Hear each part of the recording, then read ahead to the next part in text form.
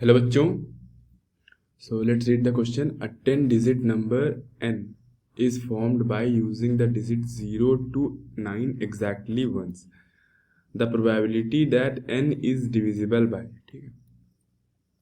तो इसमें 0 से 1 तक एक बार हर एक डिजिट को लिया गया है और 10 डिजिट का नंबर है।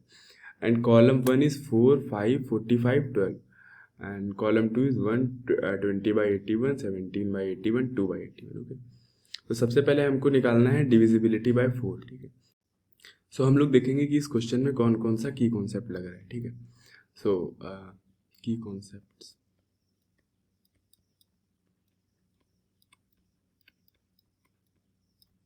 तो की कॉन्सेप्ट रहेगा, एक प्रोबेबिलिटी का फॉर्मूला लगेगा,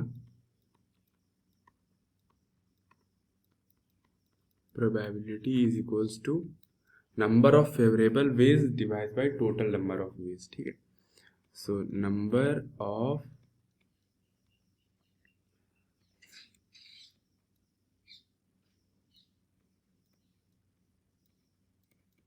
favourable ways divide by total number of ways, okay, total number of ways, ये हो गया, ठीक है। अब इसमें देखेंगे कि टोटल नंबर ऑफ वेज कितना बनेगा, ठीक है। टोटल नंबर ऑफ वेज,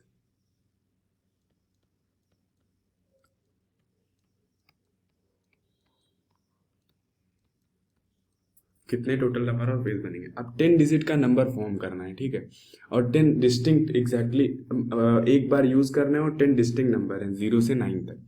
तो इसका मतलब कि 10 फैक्टोरियल नंबर्स बन जाएंगे, ठीक है। सीधा सीधा फॉर्मूला होता है 10 फैक्टोरियल। लेकिन अभी इसमें एक चीज़ और है कि जीरो भी है, और अगर सबसे पहले जीरो आ गया तो 10 डिजिट का नंबर नहीं रह जाएगा। तो हमें जीरो वाले जो पॉसिबिलिटीज़ हैं उनको एलिमिनेट करना है। तो जब स्टार्ट में हमने जीरो को स्टेबलाइज कर दिया तो बचे 9 डिजिट्स, तो माइनस हो जाएगा 9 फैक्टोरियल, ठीक है। अगर किसी में भी आपको जीरो मिल रहा है तो उसका एक, जैसे 10 फैक्टोरियल बन रहा है तो एक कम करके माइनस कर देते हैं, ठीक है। ऐसे आता है टोटल नंबर ऑफ वेज, ठीक है। तो ये आ गया 10 फैक्टोरियल माइनस 9 फैक्टोरियल। अब देखते हैं divisible by 4।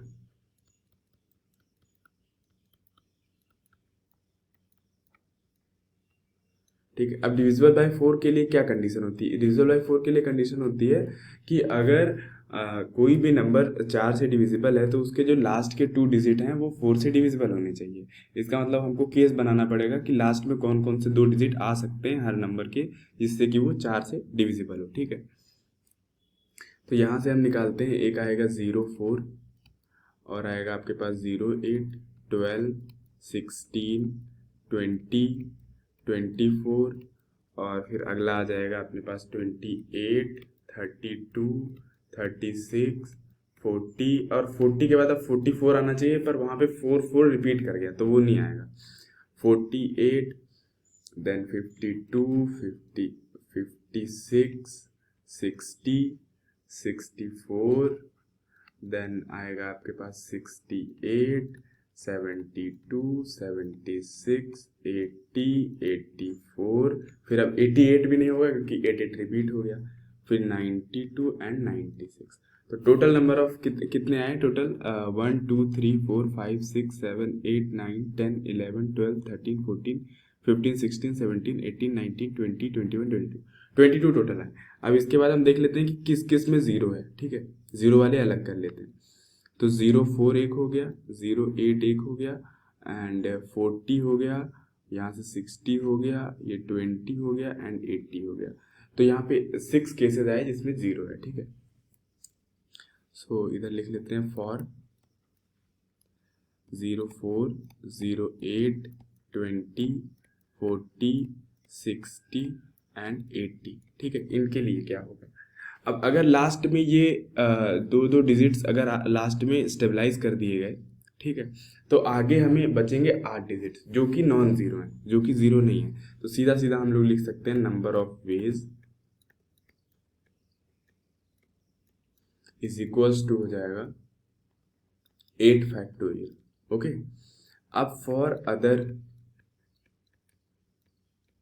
16 cases number of ways क्या होगा, नंबर ऑफ वेज। अब देखो उसमें किसी में जीरो नहीं है, ठीक है, इधर जितने अलग 16 बचे इसमें किसी में जीरो नहीं है, तो इसका मतलब जो शुरू के 8 डिजिट्स होंगे उसमें कहीं ना कहीं जीरो आ रहा होगा। तो अगर उसमें जीरो आएगा तो मैंने सीधा सीधा बताया था कि अगर 8 है तो 8 फैक्टोरियल और -8 में से एक कम करके 7 फैक्टोरियल, ठीक है, यहाँ पे बताया था, ये देखिए 10 फैक्टोरियल -9 फैक्टोरियल लोगों ने किया था, ठीक है। तो ये आ गए total number of veg, 8 factorial plus 8 factorial -7 factorial, ये हो गया, ठीक है। तो ये आपके पास 1 मिनट, 8 फैक्टोरियल इंटू यहाँ पे 6 वेज है ना, तो 6 केसेस हैं और यहाँ पे 16 केसेस हैं, तो यहाँ पे 16 से मल्टीप्लाई कर दिया, ठीक है। ये आ गया आपके पास फाइनल। अब इसके बाद निकालते हैं प्रोबेबिलिटी। तो यहाँ से जब प्रोबेबिलिटी निकालेंगे तो हमने सबसे पहले आपको बताया ही था यहाँ पे की कॉन्सेप्ट में कि number of favourable waves divide by total number of waves. तो नंबर ऑफ फेवरेबल वेव्स कितने हैं,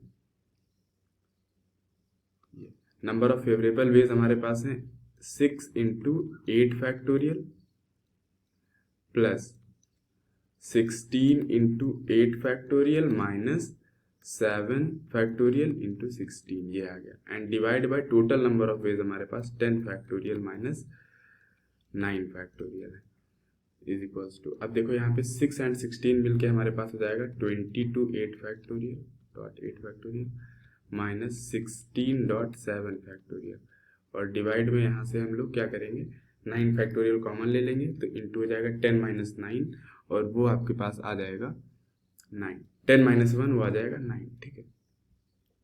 तो ये आ गया हमारे पास ये, ठीक है। तो अब इसमें आगे चलते हैं, ठीक है। तो आगे क्या होगा, इसको मैनिपुलेट करेंगे तो 22 इंटू 8 फैक्टोरियल 16, तो इसमें से हम क्या करेंगे 7 फैक्टोरियल एक बार कॉमन ले लेते हैं, ठीक है। तो जब हम लोग 7 फैक्टोरियल इसमें से कॉमन लेंगे तो अंदर बचेगा 22 इंटू 8 माइनस यहाँ से बचेगा 16, ठीक है। तो एक काम करते हैं, इसमें से 8 फैक्टोरियल ही कॉमन ले लेते हैं, ठीक है। यहाँ से 8 फैक्टोरियल ही कॉमन ले लेते हैं, 8 फैक्टोरियल कॉमन लेने से क्या होगा, ज़्यादा कॉमन आ जाएगा। तो यहाँ से 8 फैक्टोरियल कॉमन ले लेंगे, ये हो जाएगा 22 माइनस यहाँ बचेगा 2, एंड डिवाइड बाय हो जाएगा 9 फैक्टोरियल इंटू 9, तो इज इक्वल्स टू यहाँ से आ जाएगा 8 फैक्टोरियल 9 फैक्टोरियल कट आउट होगा तो ये डिवाइड में आ जाएगा 9 इंटू 9 81, और ऊपर 22 में से 2 जाएगा तो हो जाएगा 20, तो इसका आएगा आपका 20/81, ये आएगा प्रोबेबिलिटी ऑफ 4। नेक्स्ट देखते हैं बी वाला 5, ठीक है, 5 के लिए, तो फॉर 5, ठीक है। तो 5 के लिए डिविजिबिलिटी क्या होती है, अगर लास्ट में 0 हो या 5 हो, ठीक है, लास्ट वाला डिजिट जो है वो 0 होना चाहिए, 5 होना चाहिए, तो फॉर लास्ट डिजिट इज 5, ठीक है। तो यहाँ से निकालते हैं for last digit is 5 number of cases. तो जब अगर लास्ट डिजिट आपका 5 हो गया तो शुरू में जो 9 बचे उसमें 0 भी होगा, तो 0 होने के लिए हम सीधे सीधे लिख सकते हैं 9 फैक्टोरियल माइनस 8 फैक्टोरियल, ठीक है। 9 डिजिट बचे इसमें 9 फैक्टोरियल माइनस 0 वाले केस को 8 फैक्टोरियल से सब्ट्रैक्ट कर दिया। फिर for last digit is 0 number of veg या केसेस, तो वो आ जाएगा अपने पास 0, अगर लास्ट में हमने स्टेबलाइज करी तो शुरू में 9 फैक्टोरियल पूरा पूरा बन गया, तो ये आ गया आपके पास 9 फैक्टोरियल, ठीक है। तो ये 2 बने हमारे पास। तो अब यहाँ से निकालेंगे प्रोबेबिलिटी। तो प्रोबेबिलिटी इज इक्वल्स टू आ जाएगा number of favourable cases. Favourable cases कितना है, 9 factorial plus 9 factorial minus 8 factorial, and divide में हमारे पास क्या है 10 फैक्टोरियल माइनस 9 फैक्टोरियल, तो इज इक्वल्स टू यहाँ से आएगा हमारे पास, अगर पूरे इसमें हम लोग नीचे क्या करते हैं वैसे ही 9 फैक्टोरियल इंटू 9 कर लेते हैं, और ऊपर आ जाएगा हमारे पास अगर क्या करते हैं 8 फैक्टोरियल को कॉमन ले लेते हैं तो 8 फैक्टोरियल आ जाएगा कॉमन, अंदर बचेगा हमारे पास 9 प्लस 9 माइनस 1, ओके। सो यहाँ से ये कट हो जाएगा तो डिवाइड में आ जाएगा 9 इंटू 9 81, और यहाँ से ये हो जाएगा हमारे पास 9 9 18 माइनस 1 17, तो 17/81, ये आपकी प्रोबेबिलिटी आ गई 5 वाली। नेक्स्ट देखते हैं कि फॉर 45, सो फॉर 45 सो 45 के अगर हम वो करते हैं फैक्टर्स, तो ये आएगा आपका 9 × 5, यानी कि वो नंबर जो 9 और 5 दोनों से डिविजिबल हो। ठीक है, तो 5 से तो 17/18 इतनी प्रोबेबिलिटी आई जो 5 से डिविजिबल है। अब देखते हैं कि जो डिजिट हमारा 0, 1, 2, 3, 4, 5, 6, 7, 8 एंड 9, इनसे जो बनेगा क्या वो 9 से डिविजिबल होगा? क्योंकि हमको सबका यूज करना है एक एक बार। तो अगर 9 से डिविजिबल हुआ तो सारे डिविजिबल होंगे, अगर नहीं हुआ तो एक भी डिविजिबल नहीं होंगे। क्यों? क्योंकि 9 से डिविजिबिलिटी होती है कि अगर सारे डिजिट्स का सम जो है वो 9 से डिविजिबल हो जाए। तो अगर ऐड करते हैं तो 9 एंड 8 हो जाएगा। स्टार्ट से करते हैं, 2 1 3, 3 3 6, 6 and 4 10, 10 and 5 15, 15 and 6 21, 21 7 28, 20 and 8 36 and 36 and 9 हो जाएगा 45, जो कि 9 से डिविजिबल है। यानी कि जितने भी 9 डिजिट्स के 10 डिजिट्स के ऐसे नंबर्स बनेंगे जिनमें इन सबको एक एक बार यूज किया जाएगा, वो सारे 9 से डिविजिबल होंगे। तो अब हमको केवल 5 से डिविजिबिलिटी चेक करनी, यानी कि प्रोबेबिलिटी एकदम सेम आ जाएगी 5 के। तो इसकी जो प्रोबेबिलिटी आएगी वो भी 17/81 आ जाएगी। अब लास्ट देखते हैं फॉर 12। ठीक है, तो फॉर 12 को अगर करते हैं तो 4 × 3 आएगा। तो यहाँ से जैसे कि हमने देखा कि 9 से डिविजिबल है, तो जो 9 से डिविजिबल है वो 3 से भी डिविजिबल है, यानी कि 3 को तो 3 डाइल्यूट हो गया, मतलब जो 4 का प्रोबेबिलिटी आया वही सेम इसका प्रोबेबिलिटी हो जाएगा। तो 4 का है 20/81, तो इसका भी आंसर हो जाएगा 20/81। ठीक है, तो अब हम लोग इसको मैच करते हैं। सो 4 का जो आंसर आएगा 4 हो जाएगा आपका